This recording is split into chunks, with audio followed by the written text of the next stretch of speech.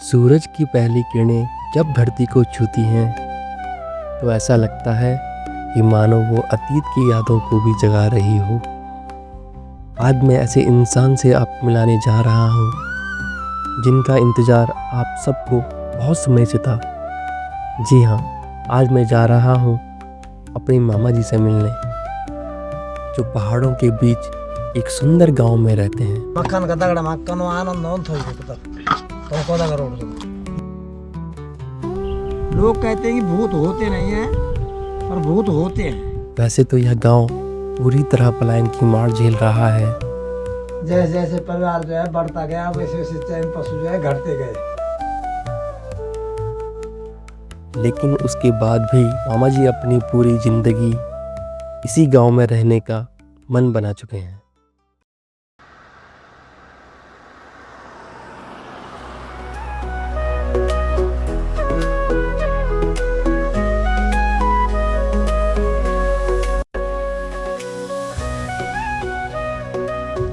और हाँ, हमारी पिछली वीडियो में आप सबने ढेरों कमेंट किए थे कि मामा जी से फिर से मिलाओ, तो बिना किसी देरी के चलते हैं मामा जी के गांव और मिलवाते हैं आपको मामा जी से।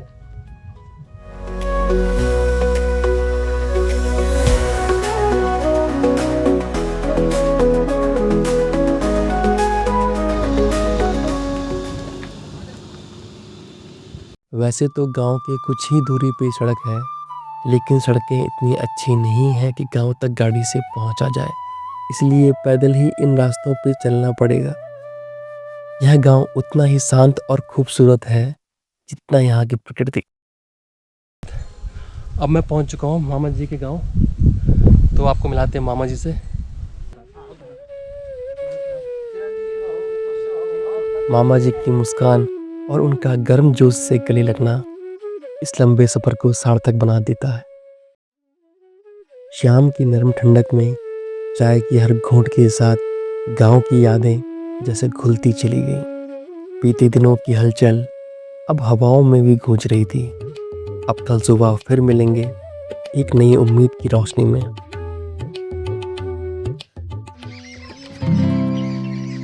पहाड़ों में सुबह का मतलब सिर्फ सूरज का उगना नहीं, बल्कि एक नई ऊर्जा के साथ जीवन का खिल उठना है।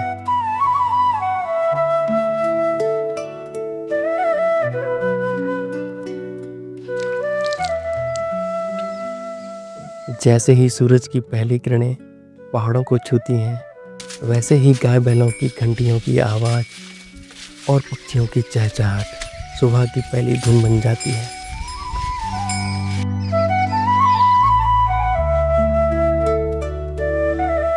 इसी बीच घरों से उठता धुआं और चूल्हे में जलती लकड़ियों की महक हवा में घुलकर एक अनोखा सुकून भर देती हैं। जैसे जैसे दिन बढ़ता है, लोग अपने कामों में लग जाते हैं। कोई पशुओं की देखभाल करता है तो कोई खेतों की ओर बढ़ जाता है।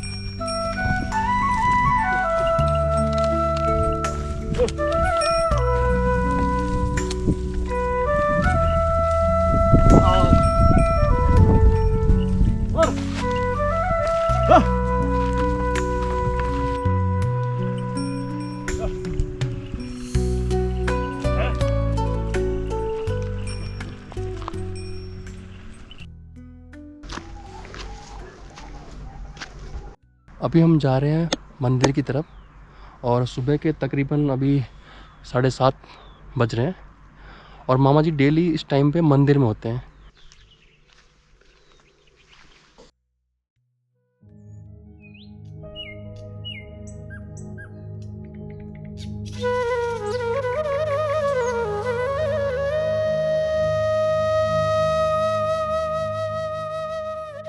ये पानी हमारा गांव को गोजमेर गांव को जो छ मूल पानी छ यो।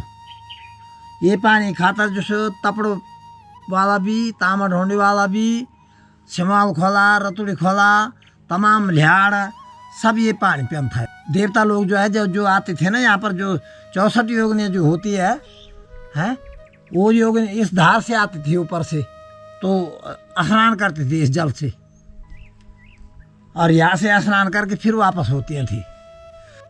तो तो ईश्वर की कृपा से, भोलेनाथ की कृपा हो गई, ये मंदिर बन गया यहाँ पर। तो मेरा जो है रात दिन का आना जाना जो है, और भगवान शिव पर जो है ये पानी चढ़ा रहा हूँ मैं। कभी गांव की पहचान हुआ करते थे यह कुएं, जहाँ से हर घर की प्यास बुझती थी। यहाँ सुबह से शाम तक चहल पहल रहती थी, लेकिन अब हर घर में नल लग चुके हैं और कुएं बेपरवाह हो गए हैं।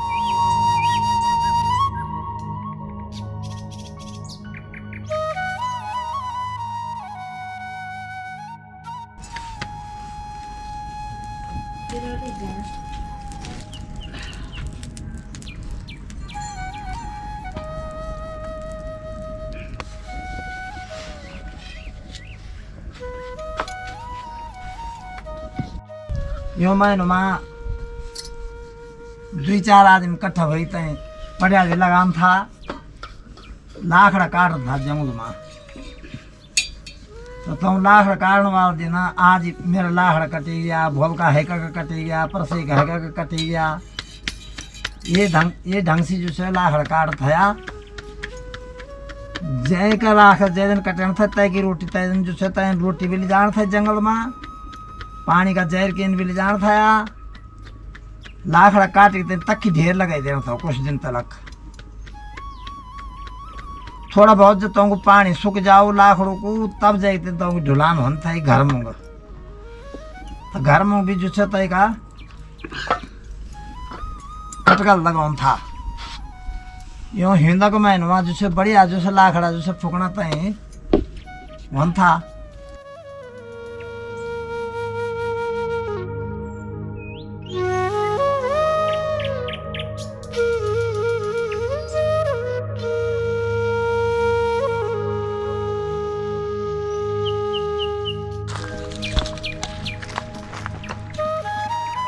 आज मैं अपनी छान, जहाँ हम जो है 6 महीने जो है पशुओं को बांधते थे, यहाँ पर हमारे खेत है, घास भी यहीं होता था और 6 महीने तक पशु जो है यहीं रहते थे। इन दिनों में मैं आपको अपनी छान प्लस अपने जो खेत हैं बुजुर्गों के वो दिखाता हूँ।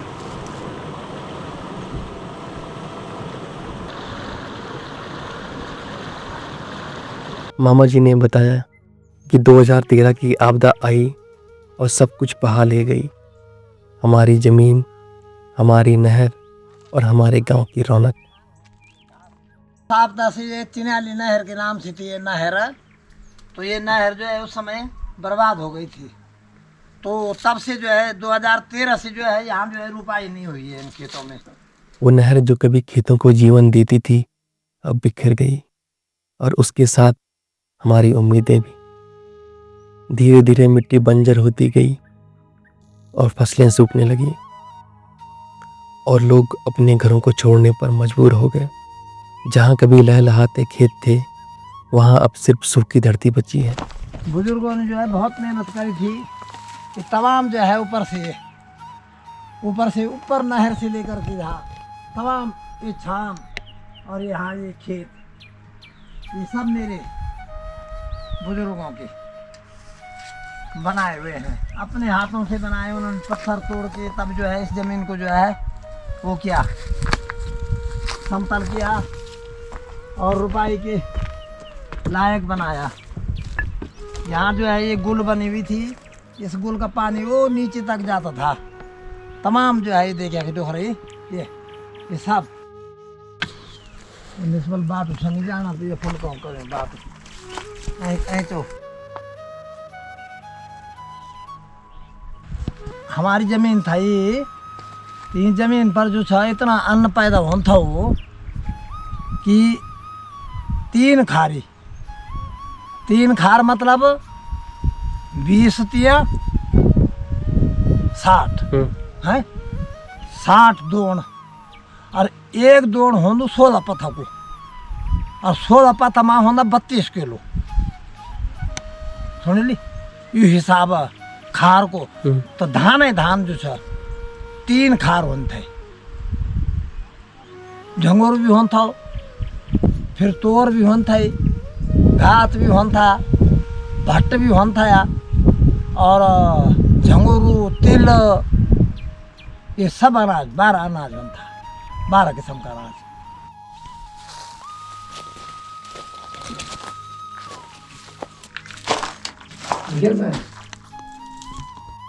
देखिए मन के राणा उठाओ चलो हम तो या मुंह बनाने बस। मेरे पिताजी के टाइम काफी समय हो गए, खैर 20 साल हो गए होंगे। तो उस समय की जो है ये देख लो, 3 भैंसें इधर बंधी रहती थी, चौथी भैंस यहाँ पर रहती थी। उस समय घास काटने वाली सिर्फ मेरी माँ प्लस छोटी छोटी मेरी दोनों बहनें माँ के साथ में हेल्प करती थी। तो उस समय इतने पशु रहते थे हमारे। और अब तो उसके बाद तो बस जैसे जैसे परिवार जो है बढ़ता गया, वैसे वैसे चैन पशु जो है घटते गए। और इस पे छाने पे भी उस समय जो है मात्र जो है 12,000 रुपये का ठेका था ये दोनों कमरों का। तो आजकल तो 12,000 में जो है लैट्रिन नहीं बन रही है। जो है जैसे किसी पशु की कहीं पर गिर कर के हड्डी टूट जाए, या मनुष्य का कहीं जो है गिर जाए उसकी हड्डी टूट जाए, तो इसकी छाल जो है वो जो है उसका पेस्ट बना करके और उसकी पट्टी जो है करी जाती है। और ये 15 दिन 20 दिन में जो है ये बिल्कुल जो है उस हड्डी को जोड़ देता है। इसकी छाल इतनी उपयोगी है।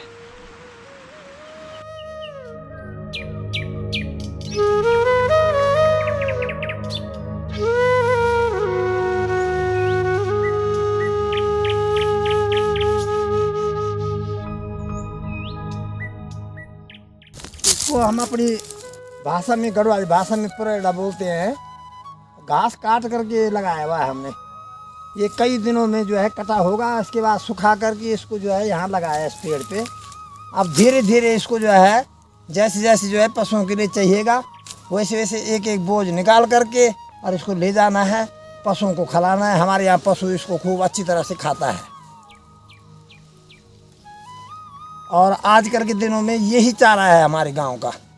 या तो जो है ये हरे पेड़ जो दिख रहे हैं थोड़े बहुत, ये है।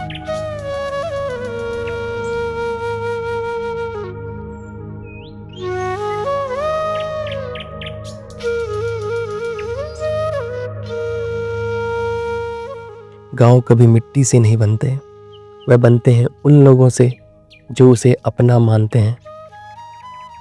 शायद एक दिन कोई लौटेगा, कोई नया बीज रोपेगा और फिर कोई उम्मीद जगाएगा, और तब हमारा गांव फिर से जिएगा।